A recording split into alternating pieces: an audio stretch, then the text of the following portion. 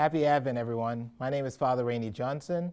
I'm currently the pastoral administrator at St. Pius X in Shreveport, as well as St. Clement and Vivian.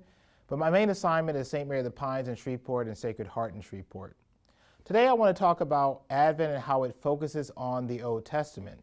We hear from a lot of the Old Testament prophets during Advent and how they foreshadow and talk about and prophesy about the coming of Jesus Christ.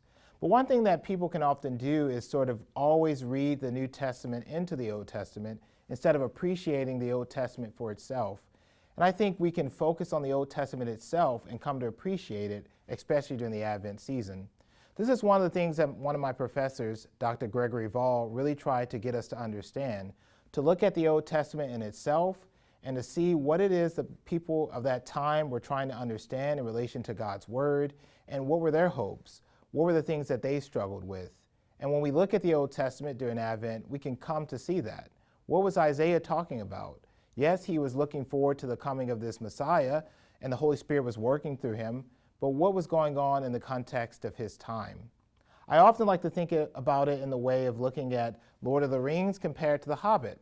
In order to understand Lord of the Rings, you have to really look at The Hobbit first, and The Hobbit came first in the writing.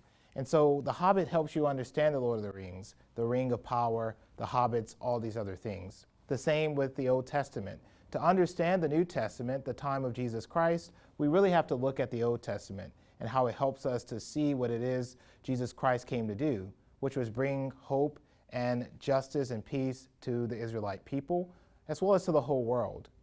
I hope during this Advent season that you will look at the Old Testament, read from it, understand what God was saying to the people of that time, but also to maybe see what God is saying to you.